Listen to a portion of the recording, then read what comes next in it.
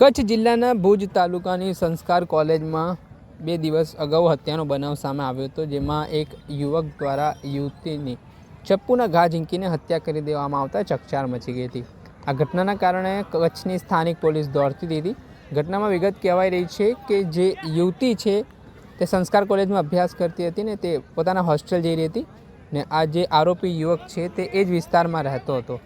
યુવક અને યુવતી વચ્ચે થોડાક સમય પહેલાં સંપર્ક પણ થયો હતો ને ત્યારબાદ બંને વચ્ચે મોબાઈલ નંબરથી ફોન પર આપ-લે પણ થઈ હતી। ત્યારે થોડાક સમય બાદ યુવતીએ યુવકનો નંબર બ્લોક કરી દીધો ને બસ આ જ બાબતની દાજ યુવક દ્વારા રાખી લેવામાં આવી। જ્યારે યુવતી પોતાની કોલેજ પતાવીને હોસ્ટેલ જઈ રહી હતી, આ દરમિયાન યુવક અન્ય પોતાના એક મિત્ર સાથે ત્યાં પહોંચે છે, યુવતીને અટકાવે છે ને તે મારો નંબર બ્લોક શું કામ કર્યો છે તેમ કહીને ઉશ્કેરાઈ જાય છે।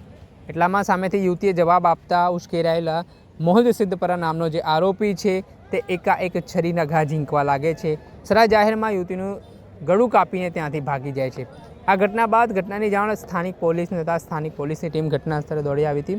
આ મામલે યુવતીના મૃતદેહને પોસ્ટમોર્ટમ અર્થે નજીકની સરકારી હોસ્પિટલ ખાતે ખસેડવામાં આવ્યા હતા અને આ બનાવના સંદર્ભમાં પોલીસે મોહિત સિદ્ધપરા નામના આરોપી સામે હત્યા અંગેનો ગુનો પણ દાખલ કર્યો હતો। ત્યારબાદ અલગ અલગ પોલીસની ટીમ બનાવીને આરોપીની ધરપકડ પણ કરવામાં આવી હતી। આ ઘટના બાદ જે સ્થળ ઉપર આરોપી દ્વારા ઘટનાને અંજામ આપવામાં આવ્યો હતો તે ઘટના સ્થળ ઉપર લઈ જઈને આરોપીનું રિકન્સ્ટ્રક્શન કરવામાં આવ્યું હતું।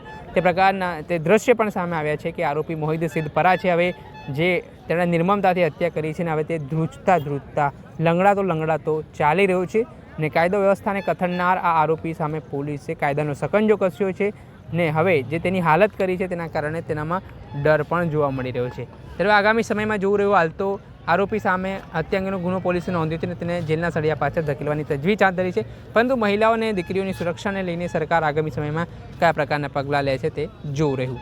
દર્શક મિત્રો, એન કવરેજ ન્યૂઝને આપ લાઇક કરી લો, સબસ્ક્રાઇબ કરી લો અને શેર કરવાનું ભૂલતા નહીં।